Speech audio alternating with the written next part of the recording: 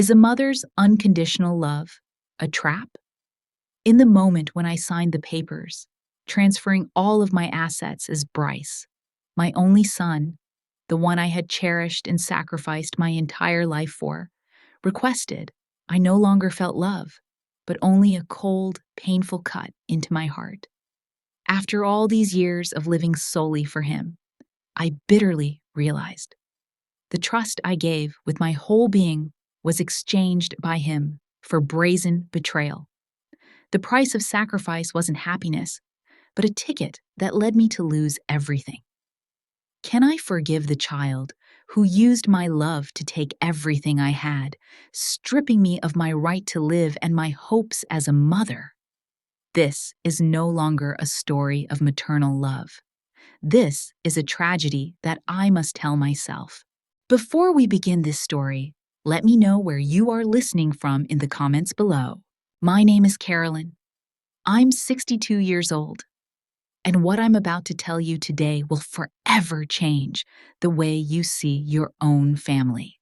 I remember that morning so clearly. The faint light of dawn filtered through the window, casting warm golden rays across the wooden floor. Each ray gently touched the familiar objects in the living room, where I had sat for so many years, accompanying books and cups of warm tea. Every breath of life passed slowly and peacefully, as if the whole world outside was silent, allowing me to savor this moment of tranquility. I had just made myself a cup of Earl Grey tea, a morning habit I could never skip. The tea was freshly brewed, poured into the cup, with a little milk as I usually did. The aroma of the tea unfolded, soft and comforting. I sat in the old armchair, the one George and I had sat in countless times before he passed away.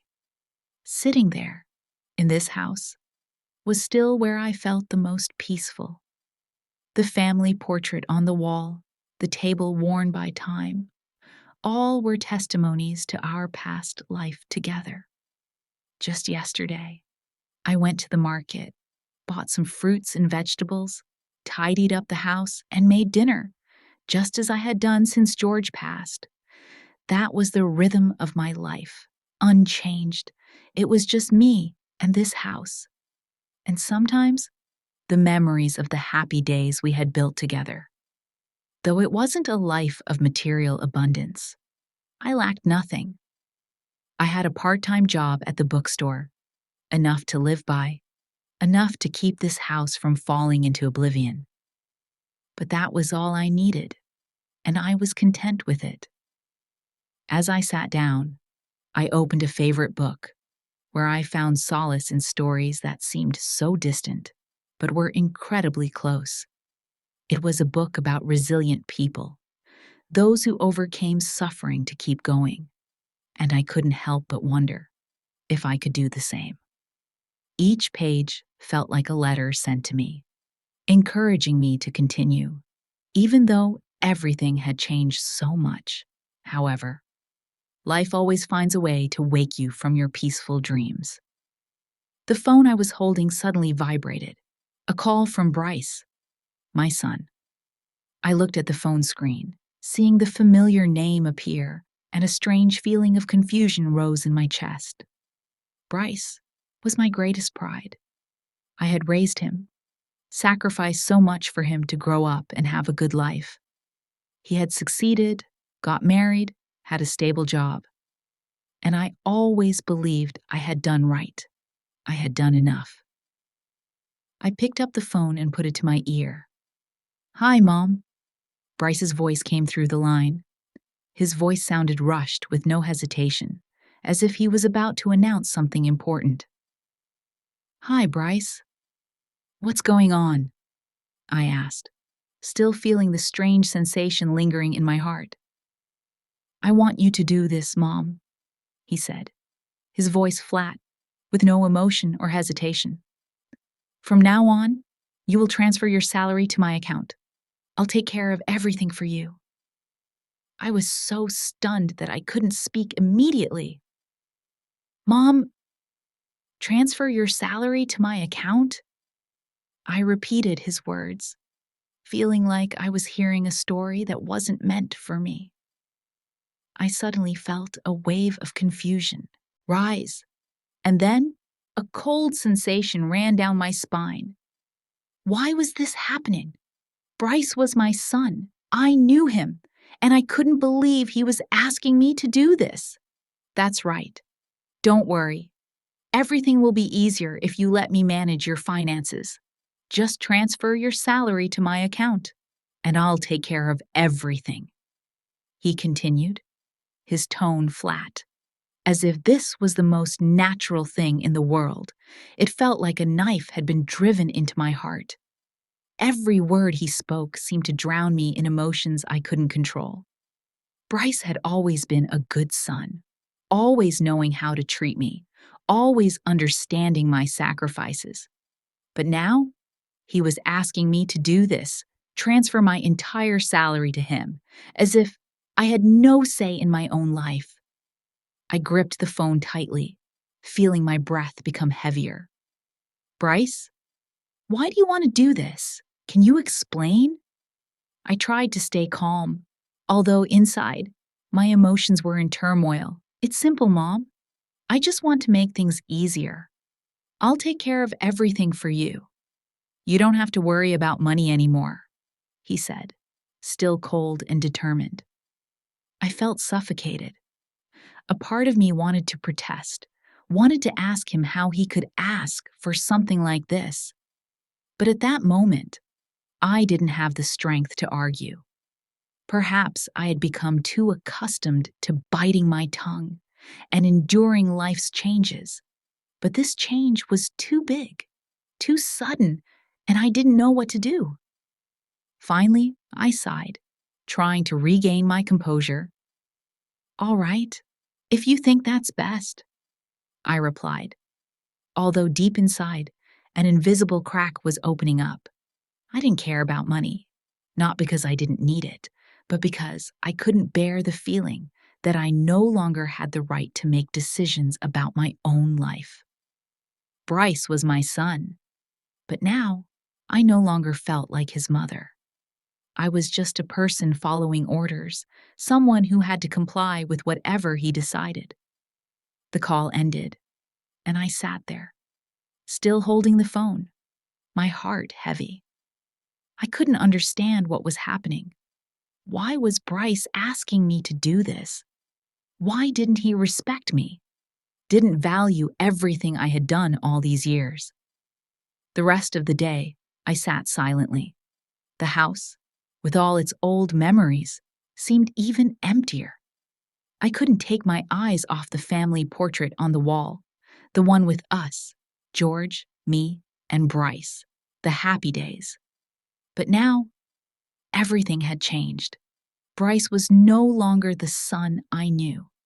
Surely, what I had just heard was the first sign of an irreparable rift between my son and me.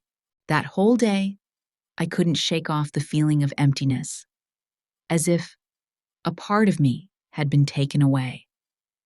Everything I had done for Bryce suddenly seemed meaningless in his eyes. Every corner of this house was filled with memories of my sacrifices over the years. The mornings I woke up early to prepare breakfast for Bryce, the late nights I spent working at the desk to earn a little extra money, the times I set aside my own desires so my son could have a better life. Now, all of it seemed worthless. At that moment, I realized I was no longer Bryce's mother, but just a person working hard to make money, someone helping him manage his finances without a voice in the matter. I tried to push those thoughts from my mind, but they kept swirling in my head, preventing me from focusing on anything. The house, once so quiet, now felt emptier than ever. It felt as though a deep crack in my heart was slowly spreading, impossible to mend. Memories of Bryce as a child suddenly flooded back, causing my heart to ache. I remembered when he was little, and every time I stayed up late working, I would think of Bryce and the dreams I hoped he would achieve. All my sacrifices had one sole purpose: to help Bryce have a better future. I had no regrets about the past, but now it felt like my efforts had been in vain. One unforgettable memory was the nights I cleaned apartments for others. That was a job I had done for years to provide for the family. When Bryce was young, I always worked at night and had to handle everything at home the next day.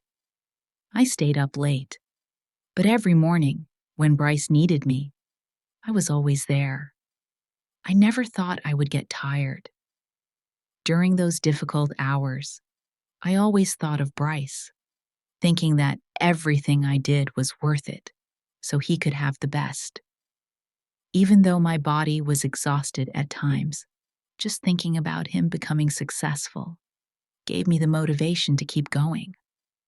Then there were the times I missed important events in his life, like his high school graduation, which I should have been there for. But the job was too demanding, and I couldn't find the time. I couldn't be there for the significant moments of my son's life, but I never regretted it, because I knew that what I did was to help Bryce have a better future. However, looking back now, I realized that he no longer valued my sacrifices. The meals I cooked for Bryce were the same. Every time he came home, I always prepared his favorite dishes. I would get up early to cook, even though I was tired, but I never complained. I thought it was my duty to make sure my son had good meals and was well taken care of. But now, when Bryce quickly ate and returned to his work, saying nothing more than a few brief words, I felt small. Our meals were no longer moments of family bonding, but just quiet meals, like two strangers sitting across from each other. In those moments, I wondered, had I raised my son the wrong way? Had I sacrificed too much, sheltered him too much, that now he no longer remembered what I had done for him? That feeling was terrible, as I didn't know where I had gone wrong. Was I too weak, letting Bryce overpower every decision I made? Or had I been so concerned for him that I forgot about myself? In those hours, I felt like a failed mother. And then, as an unexpected shock, Bryce asked me to transfer all of my salary to him. No explanation, no negotiation, just a simple request. At first, I couldn't believe my ears. Bryce, my son, had once been my greatest pride. I had sacrificed my whole life to take care of him, and now he was asking me to do this without even asking if I agreed. His voice was cold, not even a hint of sympathy, as though I was just another task for him to handle. Those words left me stunned. I couldn't understand why Bryce could speak to me like that. Why didn't he see me as his mother anymore? Why didn't he acknowledge the struggles I had gone through for him? His coldness made me unable to speak, and I realized that I was no longer a mother with a voice in her son's life. To Bryce, I wasn't a mother. I was a servant. He no longer needed me to care for him, no longer needed me for financial support, and didn't need my presence in his life anymore. Everything I had done, everything I had sacrificed, now meant nothing. I was no longer a mother, just a useless person, left with nothing but the memories of a past that couldn't be returned. Yet, I couldn't do anything to change that. I couldn't do anything but silently agree. I felt like I had failed, not just as a mother, but also in maintaining the respect of my own son. I thought about everything that had happened and couldn't believe that Bryce could treat me this way. But those feelings couldn't make me go back. I had to accept the truth that there was an irreparable rift between my son and me. A week later, I decided to visit Bryce. I wanted to face him, to understand why everything had turned out this way. I couldn't just sit here, helpless, watching my life fall apart without doing anything. I wanted to talk to him, to make him understand that I wasn't a tool for him to use. When I arrived at his house, the cold atmosphere immediately made me uncomfortable. Natalie sat in the living room, looking at me with a strange, pitying gaze. She always looked at me like that, as if I were outdated, no longer having a place in their modern world. But I couldn't care about that right now. What I needed now was to talk to Bryce. When he entered the room, I immediately sensed the distance in his gaze. It wasn't the gaze of a son towards his mother, but a cold, unfamiliar one. I couldn't understand how Bryce had changed like this. I had taught him how to love, how to respect, yet now I felt like he saw me as someone of no value. Bryce, can you explain this to me? I couldn't hold back the worry in my voice. Why is this happening? Why are you asking me to transfer the money to you without asking for my consent? He didn't answer immediately. A long silence followed, and then he said, his tone firm, devoid of any emotion, "Mom, I've told you. I'll take care of everything for you. You don't need to worry anymore. Everything is fine." Everything is fine? When did everything become fine? I realized that perhaps I had been naive to think that my son still had feelings for me and respected me. Could I get back what I had lost? Or would I forever be the forgotten mother in my son's life? The next day, I could do nothing but sit still in the living room, my eyes fixed on the phone lying quietly on the table. I didn't want to call Bryce, but I couldn't stop thinking about him. Everything between us had changed. I couldn't continue living in this ambiguous state. I needed to know everything. I needed to understand why he was acting this way. Why could my son give me orders without caring about how I felt? After that conversation, I tried to stay calm, but inside, the fear grew stronger. The coldness in Bryce's voice had cut deep into me. What confused me wasn't the disrespect towards myself, but the feeling that I had lost the son I once loved and sacrificed everything for. Bryce was no longer the child I had raised from birth. He had grown up, matured, and I knew that he no longer needed me. But why? Why did I feel as though I had completely disappeared from his life? I waited all day, not daring to call, not daring to send a message. I just sat there in silence, unable to focus on anything. The house seemed emptier than ever. Every item in the house had become too familiar to me. Yet now, they reminded me of a past I couldn't change. The feeling of loneliness and being lost made it hard to breathe. Although I still worked at the bookstore, still continued with my life, everything was no longer the same. Bryce always said that he would take care of me, that I didn't have to worry about money anymore. But in reality, I didn't need him to manage everything for me. I didn't ask him to worry about me. I simply wanted to live my life without having to follow anyone else's orders. I began to notice a change in myself. The mornings I woke up to prepare breakfast, the chores around the house, everything began to fade. The little joys I once found in my simple life no longer mattered. Each day, I felt as though I was gradually falling into the shadow of someone who no longer had control. Bryce had withdrawn from my life, and I didn't know what was left after all those sacrifices and efforts.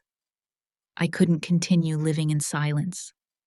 I had to do something to change this situation. But I didn't know where to start. Part of me wanted to call him, but another part was afraid that doing so would only make things worse. I couldn't just keep waiting for a call, for an explanation from him. It was time for me to take action and resolve this on my own. I decided to call Bryce. When the phone rang, my heart pounded faster than ever. A part of me wanted to give up, but the other part knew that if I didn't speak to him, I would never get the truth. I took a deep breath before pressing the answer button. "Mom, why are you calling me?" Bryce's voice on the other end was not warm at all. On the contrary, there was a slight hint of irritation in his tone. "Can you explain this to me? Why did you ask me to transfer my salary to your account?" "I don't understand." My voice trembled, but I tried to stay calm. There was a long silence before Bryce replied. I felt the coldness from the other end of the line. "Mom, I've already told you. I want to help you. You don't have to worry about money anymore. I'll take care of everything for you. So you can just relax." His answer sounded like an explanation I couldn't accept. He didn't ask me if I wanted it, didn't ask if I was okay with it. He simply said he would take care of everything. He no longer saw me as his mother, but just someone who was responsible to him, someone who had to obey his commands. I felt angry, but also heartbroken. How could I bear this? How could I accept that my son had changed so much? We had once been a family. We had gone through so much together. And now, I was just someone excluded from his life. "I don't need you to manage my finances, Bryce," I said, my voice firm. "I want to make my own decisions about my life. You can't do this. Do you understand?" This time, Bryce didn't answer immediately. But when he spoke, his voice was full of determination, as if everything had been decided long ago. "Don't you understand? This is the best for you.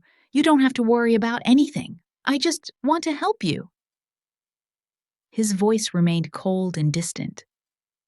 I couldn't bear this disrespect any longer. I couldn't keep living in the shadow of these unreasonable demands. I knew what I had to do. But I also feared that if I didn't endure just a little longer, I would lose him forever. Every time I saw Bryce, I felt an immense gap between us. He was no longer my son, and I was no longer his mother. It was a painful feeling, a loss I couldn't accept. And I knew that only I could change this. Only I could regain control of my life. That night, I couldn't sleep. Thoughts were swirling in my head. I couldn't continue living like this. Bryce had changed, and perhaps I had to change too. But how could I do that without hurting myself? How could I regain the freedom and independence I had lost for so long? The next morning, I decided to visit an old friend. He was a lawyer, and I knew he could help me understand the situation. I needed to know what to do to regain my autonomy, so I wouldn't be controlled by Bryce any longer. I couldn't let my son continue to treat me as if I had no voice in my own life. When I walked into his office, I felt a little at ease. Finally, I would get some real advice. He invited me to sit down, and I told him everything. After listening, he looked at me seriously and said, "Carolyn, this is not just a financial issue. This is elder abuse. Your son has crossed an ethical boundary." His words were like a cold splash of water. I couldn't believe Bryce could go this far, but at the same time, I felt a strange sense of relief. At least now, I knew I wasn't alone in this fight. The next day, I couldn't stop thinking about what my lawyer friend had said. The shock still lingered inside me. His words kept echoing in my mind. "This is financial abuse, Carolyn. Your son has crossed a line we can't ignore." These words kept circling in my thoughts. pushing me into a state of confusion and pain. I couldn't believe that Bryce, the son I had nurtured, taught, and sacrificed everything for, could treat me like this. How could it be? I had done everything for him, given my whole life to help him have a better life. And now, he was exploiting me in this way. I could do nothing but sit in silence, thinking about everything. Every time I thought of Bryce, a wound formed in my heart. I couldn't understand why he would do this. I kept asking myself, when did I go wrong? Did I spoil him too much? Or had I been so worried about him that I didn't realize he had grown up and no longer needed me? But no matter how I asked myself, one thing was clear. I couldn't continue living in this silence and pain. I needed to face Bryce. I started thinking about how to confront him. I couldn't let this continue without an explanation. I couldn't let Bryce continue exploiting me like this. But how could I do that? He was my son, the child I had poured all my love and sacrifice into. How could I confront him directly without hurting myself? And then I made my decision. I had to find the truth. I had to face him. But not just that. I needed to prove that Bryce had deceived me, that he had been exploiting me. I couldn't just stand there and listen to his excuses, the ridiculous reasons he would give. I needed clear evidence, so he couldn't deny it. Once I made up my mind, I walked into Bryce's office, where he often worked from home. In that room, there were his things: bills, work documents, and some items I hadn't really paid attention to before. I knew I shouldn't invade his private space, but this time, I felt I had no choice. I needed to find the truth, and if that meant going through everything in this room, I would. I quietly stepped into the room looking around. Everything was arranged neatly, just like Bryce's personality. He had always been a person who liked order and perfection, never letting things get messy. But when I looked at his desk, I suddenly felt that something was off. There was a pile of bills at the corner of the desk, hastily stacked, as if he didn't have time to pay attention to them. These were things I knew I had never noticed before. But now, they seemed like the clues I needed to investigate. Reaching out, I pulled out some of the bills from the stack. The numbers on the bills made me jump. One of the bills was for an extravagant trip that Bryce had taken, a trip that I'd never heard him mention. The amount was not small. It seemed like an unexplainable expense, and I knew that with Bryce's job, he couldn't afford it on his own. A trip like this, with luxury items, couldn't have happened without financial help from someone else.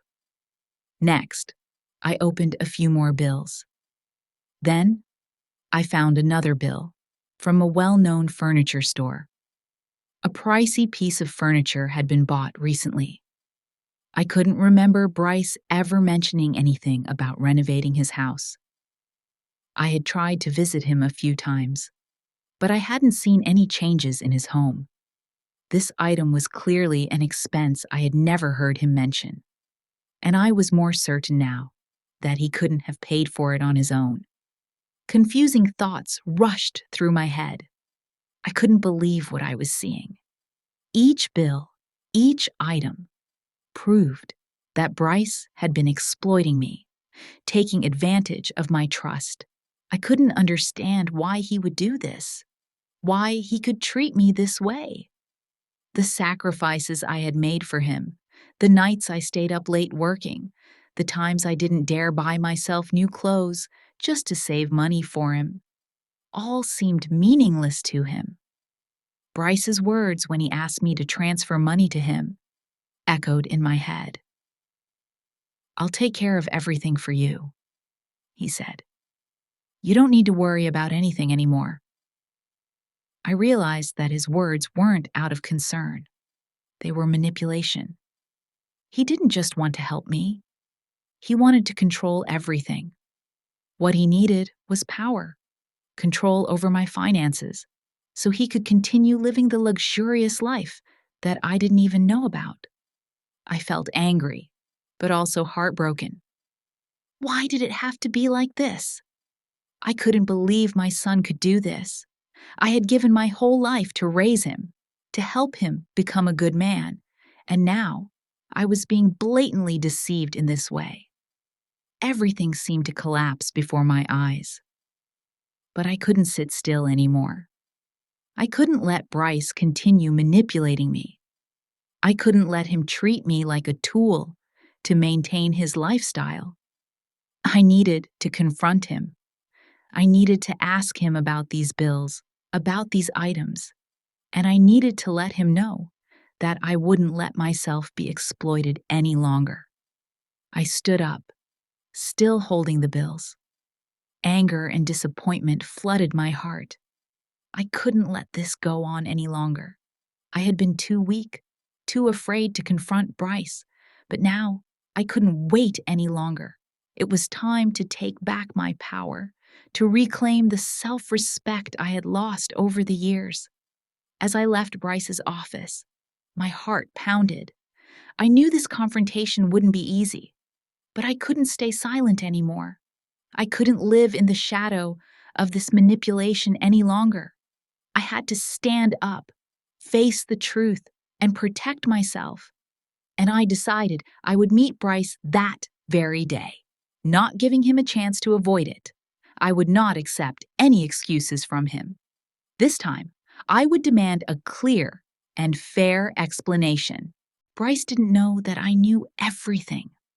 Never before had I felt like I was about to face such a difficult conversation. I didn't know where to start, but one thing was clear. I could no longer remain silent and endure. The bills, the luxurious items I had discovered, were enough for me to understand that Bryce wasn't just exploiting me financially, but also exploiting my love. Everything I had done for him, all the sacrifices, now felt like a joke, and I couldn't continue living in this deceit. That day, I decided I would meet with Bryce. I couldn't go on like this. I couldn't let my son continue to manipulate me without a reasonable explanation. This was no longer just about money. It was a breach of trust that I couldn't forgive. When I called him, I realized I was about to step into a battle, not just over money, but over all the values I had taught him since he was a child. This time, I was no longer the submissive mother. I was a woman who needed to protect herself and take back the power that had been taken from me for far too long. Bryce answered the phone, his voice calm, almost unchanged. He was always like this, cold, distant, as if I weren't his mother. No warm greeting, no asking how I was. He just asked straight away, "What do you need?" I didn't want to beat around the bush anymore. I wanted everything to be clear. "Bryce," I said, trying to stay calm, though the tension in my chest made me tremble. "I need to ask you a question. Why did you ask me to transfer my salary into your account? And why do you have expenses like that without telling me?" There was silence on the other end for a moment. Maybe Bryce was thinking. "But then," he replied coldly, as if it were the most normal thing in the world, "You don't need to worry about that. I just want to help you, so you don't have to struggle anymore. I'll take care of everything for you." His voice had no emotion, no empathy at all. This made me feel even more deceived. Everything I had done for him, all the sacrifices, now seemed like a pawn in his hands. He saw me only as a source of money, nothing more. "You're wrong, Bryce," I said firmly, though my heart was overflowing with pain. "You've lied to me. I discovered the bills, a luxury trip, an expensive piece of furniture. You can't tell me those are reasonable expenses. I didn't know about them, and I don't understand why you didn't tell me. Bryce didn't answer immediately. This time, I could feel the tension in his voice.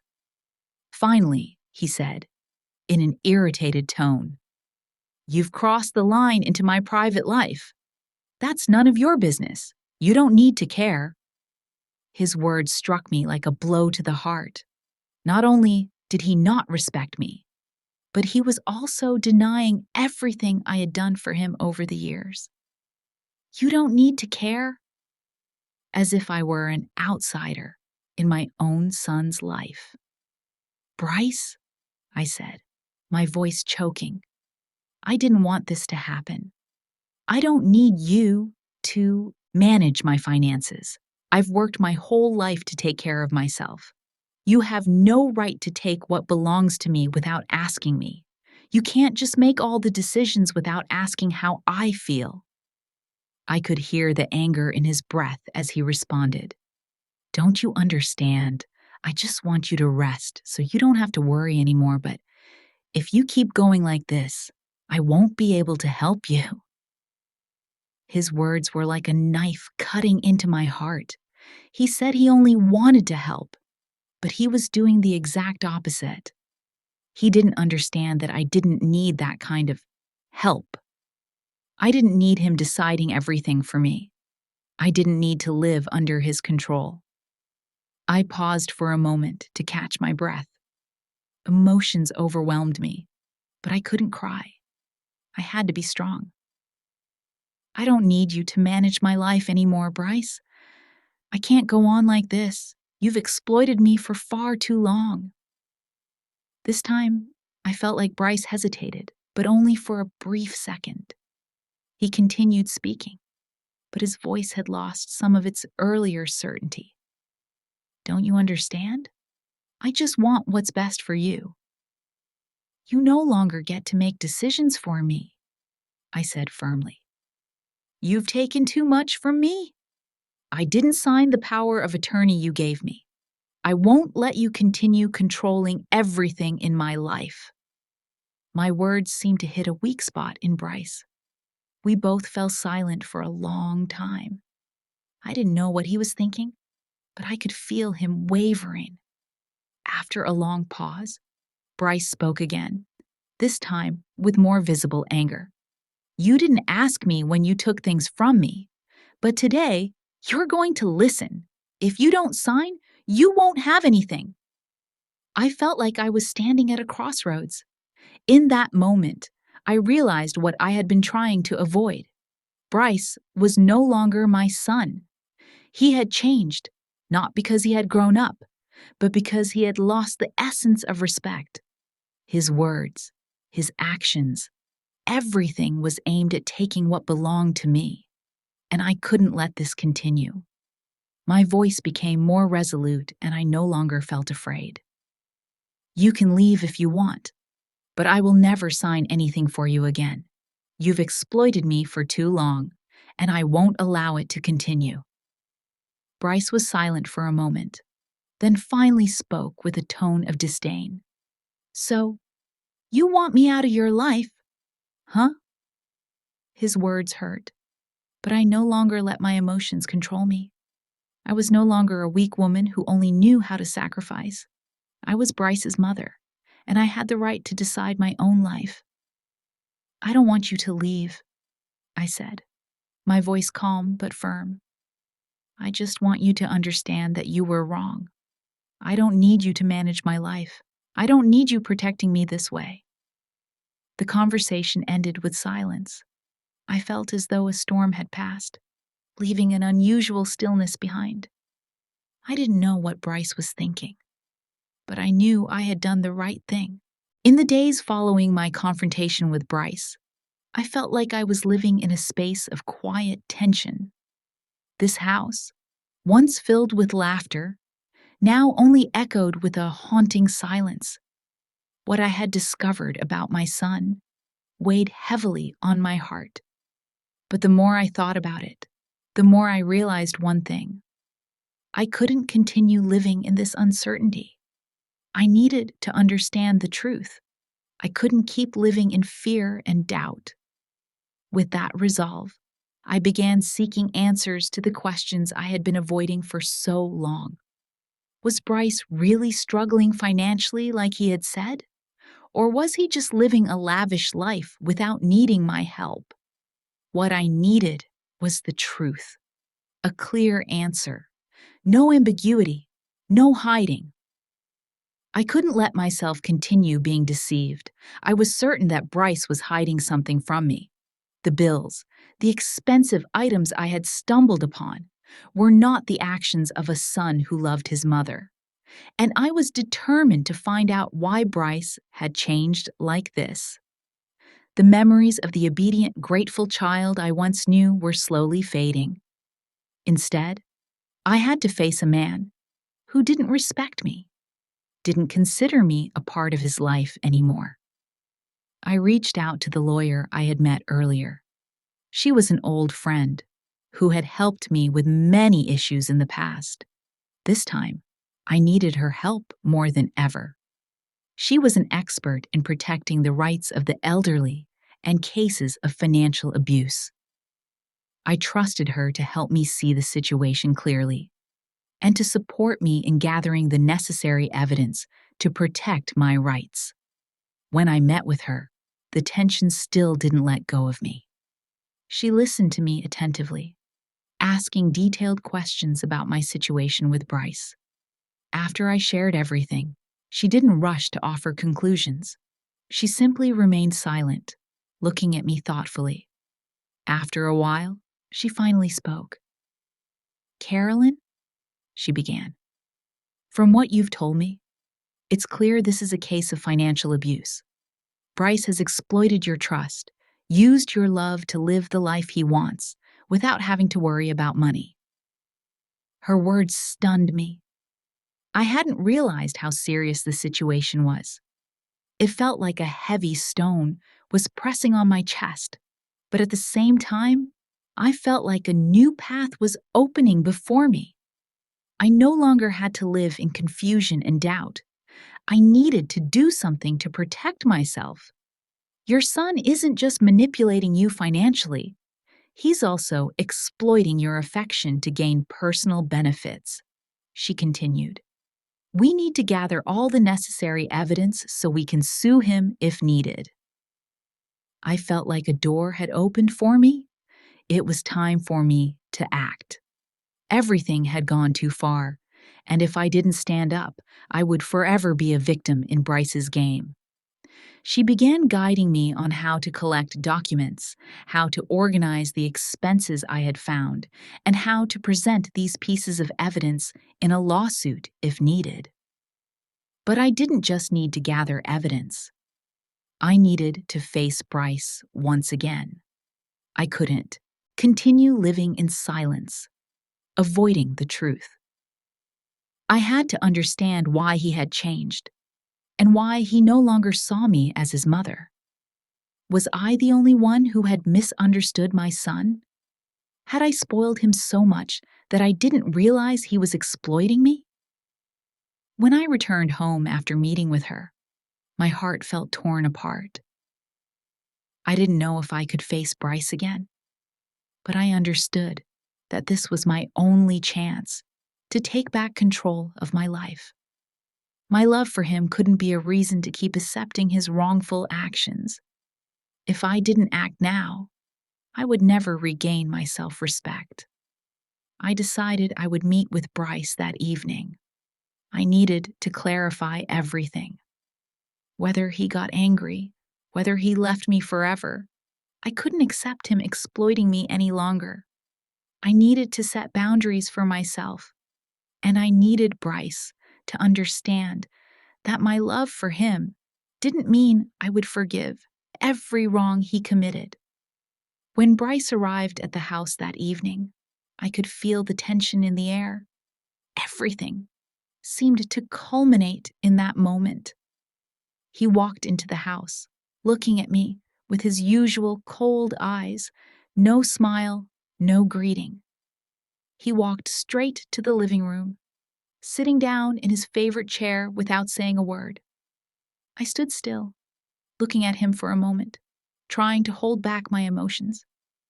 Finally, I spoke. Bryce, I know everything now. I can't live in this lie anymore. I found out about your spending, luxurious trips, expensive items you bought without telling me. He looked at me for a moment, his eyes becoming sharper, but still with no remorse or regret. You don't understand? I did this for you. I just want to help you. You can't take what's mine without asking me, I said, my voice more resolute than ever. I've worked my whole life to take care of myself, and I don't need you controlling everything. You've taken too much already, Bryce, and I won't let you continue. At this point, Bryce seemed taken aback, but he still tried to keep his cold attitude, as if nothing significant was happening. He lowered his head for a moment before speaking again, his voice showing clear irritation. You don't get me anymore. Do you think I want to hurt you? I don't want to hurt you, Mom, I responded, my voice softening, but filled with determination. You've hurt me so much already. I can't keep being exploited, Bryce. I need to protect myself. We both fell silent for a while, neither of us saying anything more. Though I didn't know what Bryce was thinking at that moment, I felt a shift. This conversation wasn't like the ones before. I no longer felt overpowered, manipulated. I felt that I had stood my ground and regained control of my life. Though this might not be over immediately, at least I knew what I had to do. The sense of freedom, the strength I felt inside me now, was something I had never felt before. And I wouldn't let anyone, not even my son, take that away from me again. That night, I couldn't sleep. Many times in my life, I had to stand at a crossroads, but never had I felt in such a tense situation. I wasn't just facing Bryce, the son I had dedicated my life to loving and caring for, but also facing everything I had overlooked for years. Had I been too forgiving? Had I been too weak by allowing him to exploit my love without resistance? I sat in the darkness, my mind swirling with questions that had no answers. But one thing I knew for sure. Today, I was going to have a real confrontation with Bryce. It wouldn't just be another conversation. It wasn't just about him explaining why he had done what he did. This was going to be a confrontation to take back my autonomy, to no longer endure his manipulation. The next morning, I was ready. I didn't want a tense confrontation, but I knew that if I didn't do this, I would never regain the respect and power in my own life. I needed to protect myself, and I needed to clarify everything with Bryce. Enough was enough. I couldn't continue living as a victim in my own family. Bryce arrived in the afternoon, as usual, showing up unannounced. He walked into the house, his face still cold, with no expression.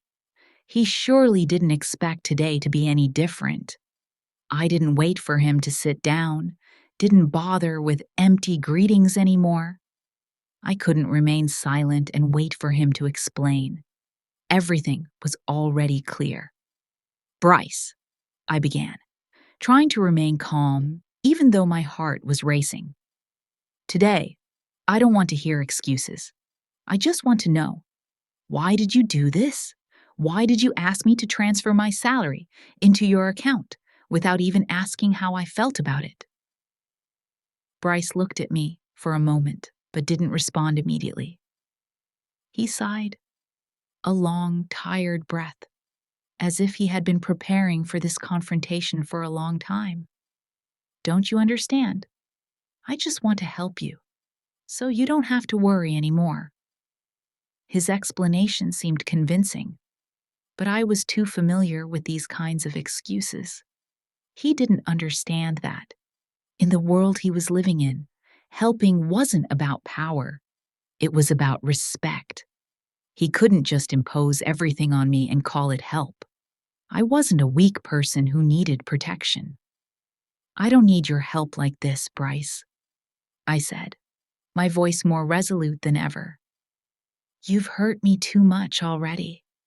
I can't continue living under your control like this." Bryce was silent for a long while, but I could feel the tension building from him. It seemed like he didn't expect me to react this strongly, though his initial words seemed full of pity and a desire to help. Now, when faced with the truth, he began to lose his confidence. He looked at me, his face no longer maintaining its coldness, but still with a touch of stubbornness. "Don't you understand? I just want to protect you, so you don't have to worry about money anymore." At that moment, I felt my patience running out. I couldn't listen to these excuses anymore. My son had crossed the line. He was no longer the child I had raised and loved for so many years. He had changed, and changed in a way I couldn't accept. "You can't take what's mine without asking me," I said, my voice no longer patient, but full of pain. "You can't just make all the decisions like this. I've lived an independent life. I've spent my life nurturing you, and now you want to take away my right to decide?" We both fell silent for a while. Bryce looked at me with an expression I couldn't explain. It wasn't remorse, it wasn't regret. It was coldness, as if he didn't understand why I was reacting so strongly. But what hurt me the most was the lack of respect he had for me. He didn't understand that, even though I was his mother, I still had the right to make decisions about my life. "What can you do?" Bryce spoke up, his voice almost weary. "You don't have the strength to do everything anymore. I just want to help you, and you're reacting like this?" His question made my heart ache. He spoke as if I didn't have the right to speak up, as if I didn't have the right to demand respect. Yes, I didn't have the strength to do everything, but I had the strength to protect myself, and I wouldn't let him exploit me any longer. "You can't treat me like someone with no right to decide, Bryce," I said, my voice full of determination. "I may not have the strength to work like I did before, but I have the right to live a free life with respect. I don't need you to protect me like this." Bryce seemed taken aback by my words. He sat in silence, looking at me for a long while, before speaking again. "You don't understand. I'm doing this just for you." I could feel the anger rising in me, not because of what he said, but because of his ignorance, his stubbornness, in defending a power he didn't deserve to have. "You don't need to do anything to protect me," I replied, my voice firm. "You can't take away my autonomy. I've done nothing wrong, Bryce." We both looked at each other, and no one said anything more. My words seemed unable to change him, but I felt a change within myself. I no longer felt afraid of Bryce.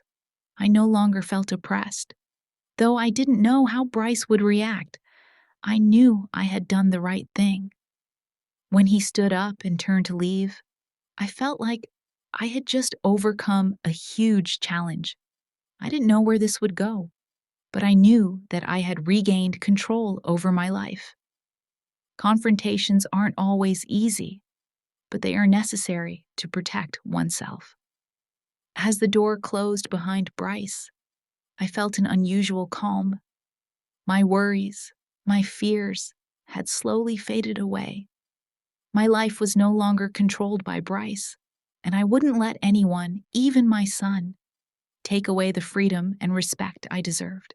Life after my confrontation with Bryce seemed to have turned a new page, but I couldn't deny that the feeling of loss still lingered in my heart. I had spent my whole life loving and caring for my son, yet now I no longer received the respect I deserved. Bryce had hurt me, not just with his actions, but also with his cold words, making me feel that I was no longer his mother, but just someone who had no voice in his life. But even so, I couldn't let those feelings last forever.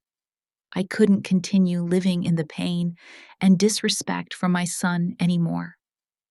I had started over. After deciding to move into a new apartment by the beach, where I could find peace and freedom, I felt like I was stepping out of a long-standing darkness. I had lived too long in selfless sacrifice, living only to please others, especially Bryce. But now, I was no longer that woman. I had found a new life that I could control, no longer enduring anyone's manipulation. The first few days in my new apartment were peaceful. I started getting used to a new rhythm, new habits. I took time to care for myself, enjoying quiet mornings with tea, reading, and reflecting on everything that had passed. My heart no longer felt heavy, and the silence in this small apartment no longer felt like fear, but peace that I had never experienced before. I no longer heard Bryce's calls, no longer felt watched or controlled. Everything seemed to fall back into its rightful place. With each passing day, I felt stronger. I started to see the value of freedom, of autonomy that I had lost for so long. I realized that I didn't have to live in anyone's shadow, that I didn't have to keep sacrificing without receiving anything in return. I had lived my whole life taking care of others, but now I realized that I needed to live for myself.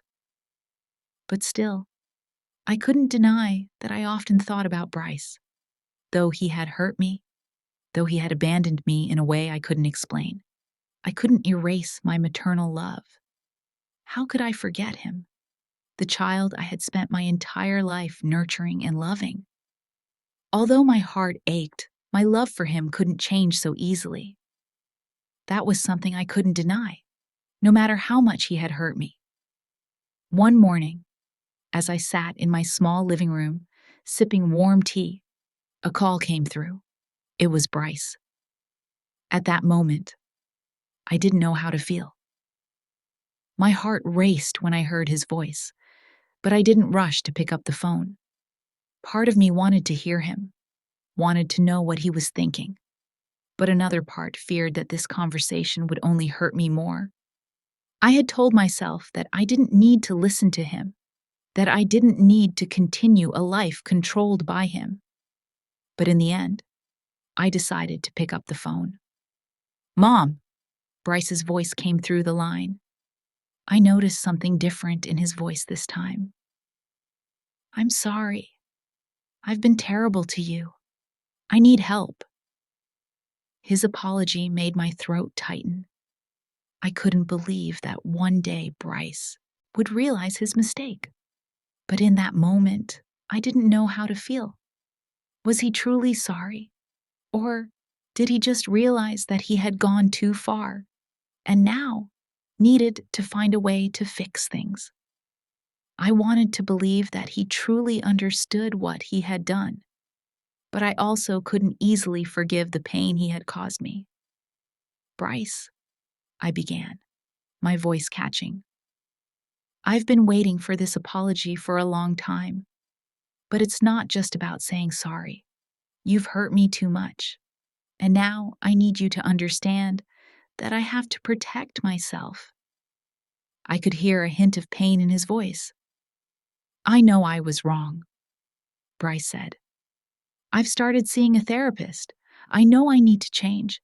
I don't know if you can ever forgive me, but I want to try." His words felt like a glimmer of hope, but at the same time, they also broke my heart. I couldn't go back to how things were. I couldn't erase all the wounds he had left in my heart. I had once thought I could forgive him, but now I realized that forgiveness couldn't come easily if he didn't truly change. I can't just forgive you and go back to the way things were, I said, my voice firm but emotional. I want you to change, Bryce, and I hope you will find the right path. My words weren't just advice. They were a reminder of the respect Bryce needed to show me.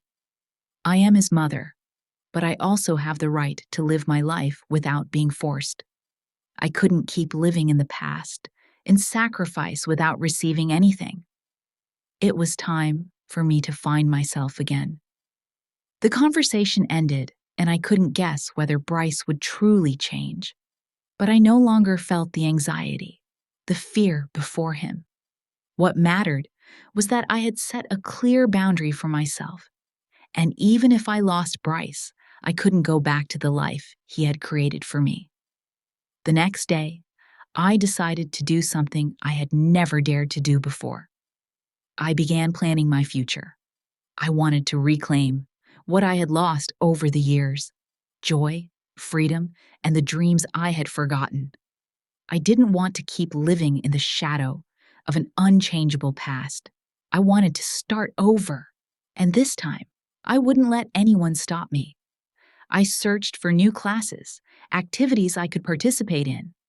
I wanted to learn new things, explore hobbies I had neglected. I joined a painting class where I could express my thoughts and feelings through pictures. I also began reading self-help books, seeking wisdom from those who had gone through similar struggles. Gradually, I realized I was no longer the weak mother, living only for others. I had found myself again, and I was no longer afraid of change. Things wouldn't be easy, but I was ready. And most importantly, I had found strength in myself. Freedom wasn't easily attained, but I had been able to step out of the darkness and into a new life. In the days that followed, I no longer felt lonely. I had rebuilt a life that I could be proud of. And though Bryce might never fully understand all I had gone through, I no longer let him control my life. The freedom and strength I had found weren't just about getting a new apartment or starting over, but about learning to love and respect myself. After months of living in tension, silence, and thoughts about Bryce, I felt like everything in my life was gradually stabilizing again. The apartment by the beach had given me a fresh space, and although I hadn't forgotten the wounds from Bryce, I knew I had regained the freedom I needed. But one thing I couldn't deny was that, even though a new life had opened up, I still couldn't ignore the old wounds. When Bryce called me for the first time after weeks of no contact, my heart couldn't help but feel anxious. I couldn't deny that I still loved him, but I also knew that love couldn't change the truth. He had hurt me too much, and I couldn't simply forget everything with just one phone call. Even though I no longer felt fear or anxiety before him, I still had to face what I had lost. "Mom?" Bryce's voice came through the phone, hesitating, different from his usual tone. "I'm sorry for everything I've done. I don't know how to make it right, but I want to try." His apology made me choke up. I had waited for this for so long, but was this a sincere apology? Or was it just an effort to soothe his conscience? I couldn't simply forgive him without thinking about the consequences. Things had gone too far, and I knew I couldn't remain silent anymore. "I've been waiting for this apology, Bryce," I started, my voice trembling with emotion. "But I can't just forgive without change. You've hurt me too much. And now I need you to understand that forgiveness doesn't come easily." There was a long silence. I knew Bryce was thinking, but I couldn't guess what he was thinking. Don't you understand? I really don't know how to fix this, he said, his voice sounding helpless. I just want you to forgive me and give me a chance to make it right. I listened to his words, but I couldn't accept them so easily. You can apologize, Bryce, but I need to see change. I haven't been able to stand up for myself all these years. I've sacrificed too much for you. And now, I need to live for myself. This time, Bryce didn't say anything. He just sighed, as if he had realized that everything had changed. I know, Mom. I'll work with a therapist to change. But you have to understand. I don't know what to do anymore. His voice truly hurt me. I knew he was struggling with his own emotions, but I also knew I couldn't continue living in forgiveness without real change. Bryce had to learn to respect me and learn to live independently, not relying on me. You can change, Bryce, I said, my voice firm. But I need to see that change before I can forgive you. I can't keep living in your mistakes. I've lived too long in your shadow, and now I need to find myself. Although my voice was resolute, my heart still ached. How could I stand firm against my son's apology without feeling heartbroken? I loved him, and I knew this wouldn't be easy. But I couldn't allow Bryce to continue exploiting my love without change. I needed to protect myself, and I knew that forgiveness could only come when he truly changed. After that call, I didn't hear from him again. In the following days, I tried to return to my life.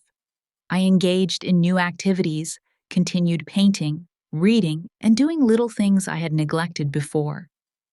Though I had moved past Bryce, I couldn't forget him, and I couldn't forget what had happened between us. But I had started to learn how to live without him. A week later, I received a letter from Bryce. Opening it, I found words I hadn't expected. He wrote that he had truly realized his mistakes, that he couldn't continue living in dependence on me. He apologized for hurting me and promised to change. He didn't ask me to forgive him immediately, but he wanted me to understand that he was working with a therapist to address his issues. At first, I didn't know what to do with this letter. I had been waiting for a change from him. But was this a real promise, or just words to soothe me? I couldn't simply forgive without real change. Yet, I couldn't deny that a part of me wanted to see Bryce change, wanted to see him grow and learn to live independently. I couldn't live forever in resentment, and I couldn't let myself stay in the past. I knew I had lived too long in pain, and it was time for me to start forgiving. But forgiveness didn't mean forgetting. I decided that I wouldn't meet Bryce immediately, but I would continue to observe him from afar and would only forgive when I saw that he had truly changed. The next day, I visited a charity organization I had volunteered with for years. I felt the need to engage in meaningful work to distract myself from the worries about family. Here, I met women like me, those who had struggled to find themselves after pain. They helped me see things more clearly. They showed me that, no matter how difficult life is, I could still find joy and solace in helping others. And then, one day, I received a call. This was a call I never thought I would get from Bryce. Mom, I did something. His voice came through the phone, sounding worried yet full of resolve. I've been seeing the therapist regularly, and I've taken responsibility for everything I've done. I realize that I can't keep hiding from my mistakes. I need to fix this, and I want to make it right with you. This time, I no longer felt doubt. Bryce had started to act. He wasn't just apologizing. He had truly started changing. I could feel the sincerity in his voice, And while I couldn't immediately forgive all the pain he had caused me, I knew this was the first right step. "You've taken an important step, Bryce," I said, my voice soft yet determined. "I won't forget what you've done, but I hope you continue to change. I'm also learning to forgive, but that will take time." At that moment, I felt a deep change in myself. Forgiveness didn't mean going back to the past. Forgiveness meant accepting that I couldn't change what had happened, but I could choose to live better. I no longer let the wounds control my life. And even though everything was difficult, I knew I would find the right path. Waking up every morning in the small apartment by the beach was something I had never imagined before. This space, though unfamiliar, brought me an oddly peaceful feeling, as if I had found a place to rest after so many years of struggle. Yet, inside me, there were still unhealed wounds, painful memories of Bryce and the years I had given everything to him. But now, I couldn't let myself continue living in the past. I had to change, to start over. Every morning, I woke up early, made a cup of hot tea, looked out at the sea, and breathed in the fresh air.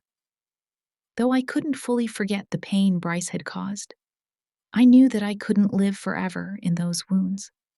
I had to move forward, to find myself again. Each passing day, I felt myself becoming stronger, not only physically, but mentally as well. The apartment by the beach symbolized the freedom I had regained. It wasn't just a shelter, but a place where I could start over, rediscover forgotten dreams, hobbies, and aspirations that had been lost in the years of sacrifice for my family. I had gone too long without thinking about myself. Now, I decided to change that. I enrolled in new classes, learned to paint, and began rewriting stories I had long abandoned. These were the first steps toward regaining joy in my life, a joy I had once had to leave behind for Bryce and the burdens of family. I joined charity group meetings where I met women who had faced struggles similar to mine. We shared stories of loss, sacrifice, but also about how we were learning to live for ourselves. This helped me realize that, no matter how difficult life may be, we could still find peace in helping others. I wasn't just learning to help myself, but to help those around me find their own paths. But even though I had begun to find peace, the memories of Bryce continued to haunt me. Night after night, I lay awake, thinking about his words, the things he had done.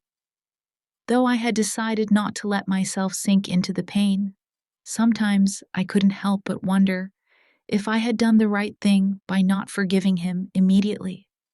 Bryce was my son, and no matter how much he had hurt me, I still loved him. How could I not think about him, about the change he needed to make? One day, while I was working at a cafe near the beach, I received a message from Bryce. It was the first time he had reached out to me since our confrontation. My heart raced as I read the words on the screen. "Mom, I'm trying to change. I know I've done wrong, and I want to make it right. I hope you can give me a chance to make things right."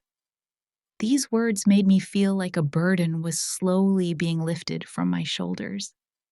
I didn't know whether this was truly a step from Bryce or just a temporary effort to appease me.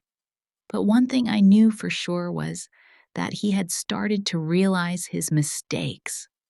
And that was the most important thing. After reading the message, I didn't know what to do. I couldn't keep holding on to the anger and disappointment about him. While I couldn't forgive him immediately, I also couldn't continue living in hatred. I decided I would meet him, but this time, I wouldn't let him manipulate my emotions anymore. I would face him as an adult, and I would decide whether he deserved for me to open my heart. The next day, I called Bryce and arranged to meet him at a small cafe, a place we used to sit when he was younger. I knew this meeting wouldn't be easy, but I also understood that if I didn't face him, I would never be able to forgive myself. I couldn't continue living in the deadlock. I couldn't let pain dominate my life. When I arrived at the cafe, Bryce was sitting by the window. He wore office clothes, looking more mature than before. I didn't know how he had changed, but I could feel the anxiety in his eyes. He stood up when I walked in, looking at me seriously. There were no hasty greetings, no smile like before, only heavy silence. "Mom," Bryce said, his voice somewhat uncertain. I'm sorry for everything I've done. I know I've hurt you, and I don't know how to make it right, but I want to try. I've started seeing a therapist. I'm working on myself. But I know I've made so many mistakes. I just want you to know that I'm really sorry." I looked into his eyes, and in that moment, I felt like I was seeing a part of my son that I had long lost. It wasn't coldness, it wasn't arrogance, but a man taking responsibility for his mistakes. I couldn't deny that part of me wanted to bring him back into my life, but I also knew that I couldn't forgive him easily for what had happened. The wounds were too deep and I couldn't just forget. "Bryce, I can't just forgive you immediately," I said, my voice gentle but firm. "You've hurt me too much, and I need time to heal. I want you to change. I want you to grow up and learn to live independently, not depend on me anymore." He lowered his head, his voice softer now, as if he understood that forgiveness couldn't be easily earned. "I understand, Mom. I know I don't deserve it right now, but I want you to know that I'm working on it. I just hope one day you'll be able to forgive me." I looked at him for a long time, thinking about what I would say. Forgiveness wasn't easy, but I couldn't live in resentment forever. Bryce had made mistakes, but he was trying to change. Could I forgive, even with the wounds still there? Could I continue loving him without letting those pains control me? "You're taking the right steps, Bryce," I said finally, my voice soft yet full of strength. "I can't say it right now, but I hope you'll continue changing, and that you won't hurt me again." This meeting wasn't an ending, nor a beginning, but at least it was a step forward in the healing journey. And I knew that no matter whether Bryce changed or not, I would no longer live in the past. I had found strength within myself, and that was the most important thing. As I left the cafe, I felt a peace I had never known before. Forgiveness was a long process, but at least I had given myself the chance to live a life that was free and strong, and I wouldn't let anyone, not even my son, take that away from me. In this long journey of pain and loss, I have learned an important lesson about autonomy and the strength in standing up for myself. The years I devoted to Bryce, the unconditional sacrifices, seemed like they would mark the end of my freedom. But in the end, it was through suffering and hurt that I found unexpected strength. Not strength for revenge, but for reclaiming myself.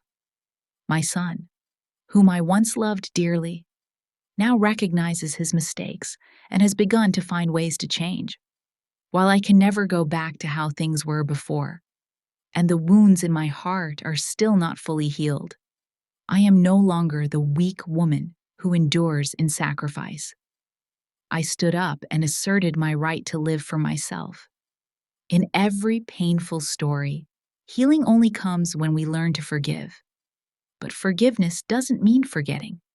It means accepting and moving forward. And now, Looking back, I understand that the wounds didn't make me weaker. They made me stronger. I have reclaimed my life, and that is my greatest pride. I know this journey isn't just mine. Each of us has our own wounds, our own untold stories. Share your story, the challenges you've overcome, and how you've learned the invaluable lesson of autonomy and self-love. Because only when we dare to face the truth, dare to confront our old wounds, can we step into a future that is free and peaceful. Leave your thoughts below this post. Your story could be an inspiration to others.